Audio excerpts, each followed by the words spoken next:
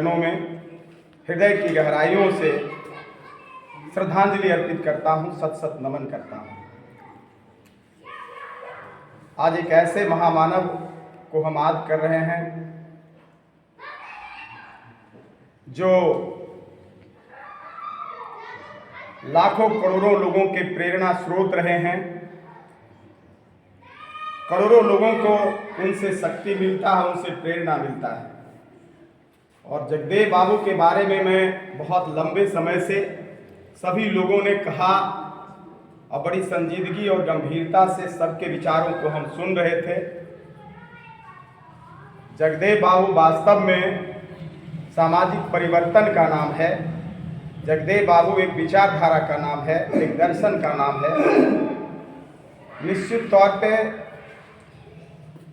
जगदेव बाबू जिस जमाने में पैदा हुए, समाज में काफ़ी विषमता था। सामंती ताकतों के द्वारा, जुल्मी ताकतों के द्वारा, अन्यायी ताकतों के द्वारा समाज के दबे कुचले, शोषित, वंचित, उपेक्षित, निरादरित लोगों पर शोषण होता था। जगदेव बाबू उस जमाने में जब कोई बोलने से डरता था, उस जमाने में उन्होंने बड़ी निडरता और निर्भीकता से सही बात कहने का उनके अंदर हिम्मत और जज्बा था। हम उनके हिम्मत, साहस और जज्बे को सलाम करते हैं आज भी, कि इस जमाने में उन ताकतों के खिलाफ कोई आवाज़ बुलंद नहीं करता था और जगदेव बाबू उन ताकतों के गढ़ में पैदा लेकर उसकी मुखालफत बड़े कड़े तेवर में, बड़े आक्रामक तेवर में करते थे। हम उनके वंशज हैं। साथियों, हमारे अभिभावकों, बहुत ही हमारा स्वर्णिम और गौरवशाली इतिहास है। आज हम सम्राट अशोक के चरणों में भी सत सत नमन करते हैं। निश्चित तौर पे अखंड भारत का जो निर्माण हुआ वो चक्रवर्ती सम्राट अशोक को जाता है।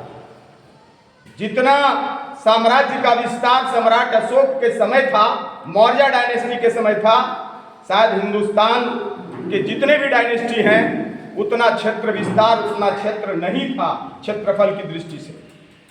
इसलिए आज हम सम्राट अशोक को भी नमन करते हैं। साथियों, जैसा कि अर्जुन जी ने कई महापुरुषों के विचारों के वाहक रहे जो बहुजन के नायक हैं, चाहे महात्मा ज्योतिबा फूले हो, पेरियार हो, डॉक्टर अंबेडकर हो, रामस्वरूप वर्मा हो, ललाई सिंह यादव हो, और कई ऐसे लोग हैं जिनको कि हम लोग विस्तार से नहीं उनके बारे में जानते हैं। उनके विचारों के वाहक जगदेव बाबू थे। उनके विचारों को जन जन तक पहुंचाया। समतामूलक समाज, शोषण विहीन समाज, वर्ग विहीन समाज, जाति विहीन समाज कैसे स्थापित हो, इसके लिए निरंतर वो संघर्ष किया और संघर्ष को आगे बढ़ाए। कई साथी हमारे बता रहे थे, इनको बीपीएससी का जब इंटरव्यू दे रहे थे, वहां इनको जाति सूचक शब्दों से अपमानित किया गया। उन्होंने बीपीएससी का इंटरव्यू बहिष्कार किया। उनके साथ भोला बाबू थे। भोला बाबू जब इनको बहिष्कार करते देखा, भोला बाबू ने भी बहिष्कार कर दिया। इन्होंने सचिवालय की भी कुछ दिन नौकरी की, परैया हाई स्कूल में हेडमास्टर की भी नौकरी की। इनकी यात्रा, डॉक्टर जगदेव बाबू जो है काफी पढ़े लिखे लोगों में से थे। उस समय एमए करना मामूली बात नहीं था। बहुत बड़े पत्रकार भी थे। सिटीजन एक पत्रिका अंग्रेजी में निकलती थी हैदराबाद से, उसके संपादक थे। और जब डॉक्टर राम मनोहर लोहिया से इनका अनबन हुआ, जो डॉक्टर राम मनोहर लोहिया का नारा था कि सन सोपा ने बांधी गांठ, पिछड़ा पावे 100 में 60, और वो फॉर्मूला जो है संसोपा में जमीन पर नहीं उतारा गया, व्यवहारिक धरातल पर, तो इससे डॉक्टर राम मनोहर लोहिया से इनकी जो है अनबन हुई और उन्होंने जो है शोषित दल नाम के 1967 में पार्टी का गठन कर लेते हैं। और 72 में जाकर रामस्वरूप वर्मा का समाज दल और शोषित दल का एक साथ मिलन हो जाता है और शोषित समाज दल का निर्माण 1972 में होता है। साथियों, आज महामाया की सरकार को उन्होंने डंके की चोट पर ऐलान करके गिराया था, कर्पूरी ठाकुर को कह के। और बिहार के पहले पिछड़े मुख्यमंत्री बनने का गौरव सतीश प्रसाद सिंह को जाता है, जो बहुत कम दिन के मुख्यमंत्री बने। ये आपके लिए गौरव की बात है। लेकिन हम ये कहना चाहते हैं, हमने समाज के लिए संघर्ष किया है। समाज के कमजोर तबकों को, समाज के जो वंचित तबके थे, उसके लिए हमने लड़ाई आज से नहीं, बहुत लंबे समय से हम लड़ते आ रहे हैं, युद्ध काल से। जिस समय त्रिवेणी संघ बना, उस त्रिवेणी संघ में भी आप अगुवा की भूमिका में थे। जदुनंदन मेहता उसके नेता हुआ करते थे। आप उस समय भी सामाजिक न्याय के लिए, उस समय भी उस इलाके में जब सामंती का जुल्म हो रहा था, या आजादी के पहले 1932-33 में कांग्रेस एक भी सीट देना नहीं चाह रही थी, जो प्रांतीय विधानसभाओं का चुनाव हो रहा था या जिला बोर्डों का जो चुनाव होता था, उसमें कांग्रेस एक भी सीट पिछड़ों को देना नहीं चाहती थी। तो उस समय भी त्रिवेणी संघ बनाकर इन लोगों ने समाज के दबे कुचलों की लड़ाई लड़ी, जो समाज के वंचित तबके थे। लेकिन लोगों ने बदनाम किया कि ये जो त्रिवेणी संघ सिर्फ 3 जातियों का संगम है। ऐसी बात नहीं थी। वो त्रिवेणी पर ही लोग गए थे, इलाहाबाद के संगम पर, इसलिए उनका नाम त्रिवेणी संगम, त्रिवेणी संघ रखा गया था। लेकिन जो सामंती ताकतें थे, वो बदनाम करने की कोशिश किया। उसमें कई ऐसे नाम हैं जो पिछड़े दबे कुचले समाज के लोग थे। लेकिन आज हम कहां पे पहुंचे हुए हैं?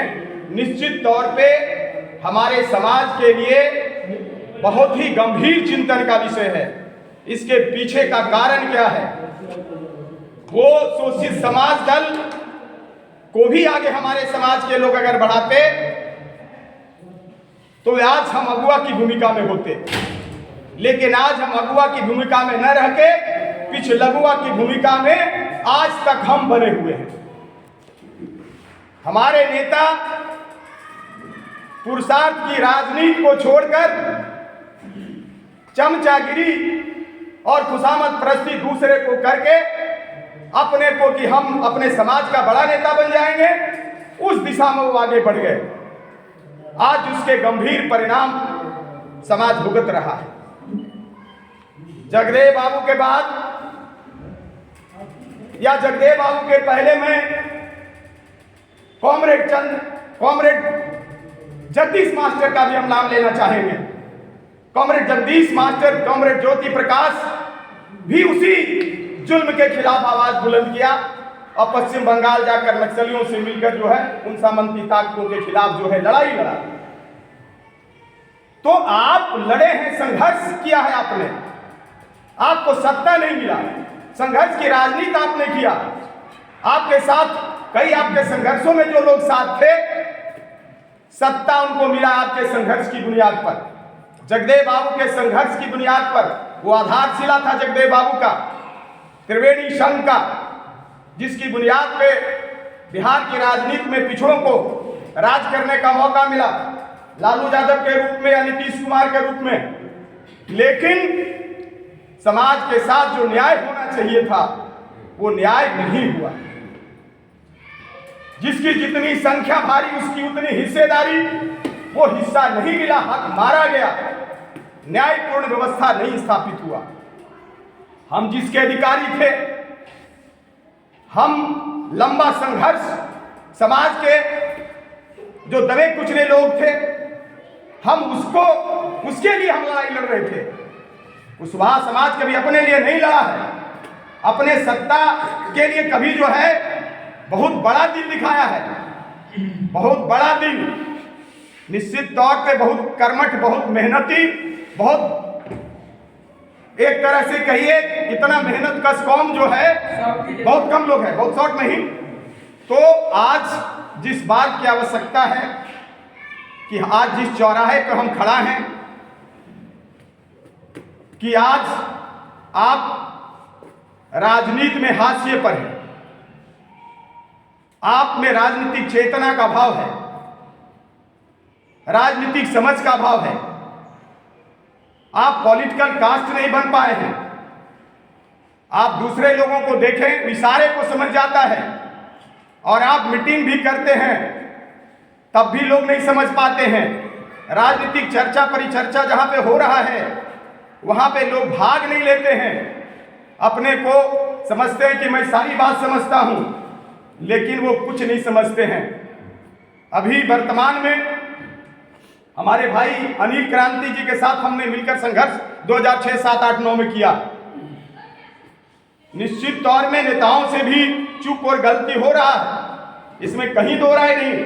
भैया ने जो बताया वो सही बात है, लेकिन वर्तमान दौर में आप मुद्दों की राजनीति को जब लेंगे, मुद्दों की राजनीति को लेकर कोई आगे बढ़ रहा है तो उस व्यक्ति का नाम उपेंद्र कुशवाहा है।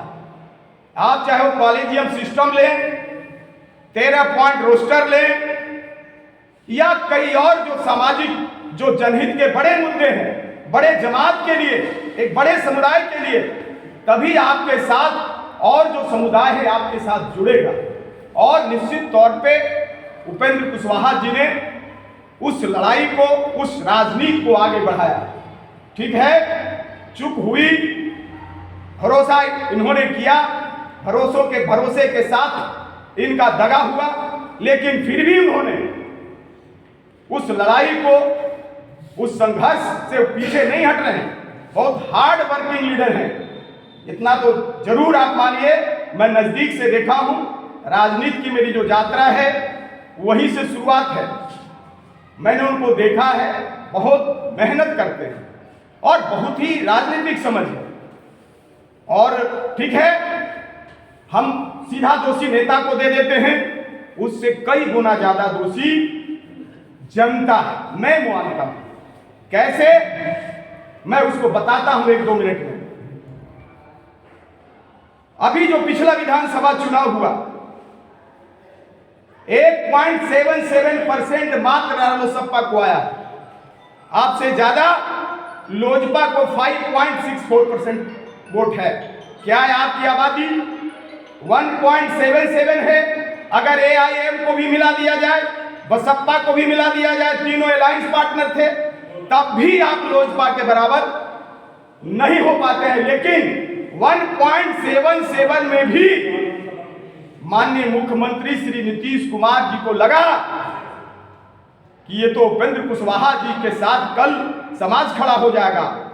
20 से 22 सीटों पर डैमेज हुआ और वो 43 पर आ खड़े हुए।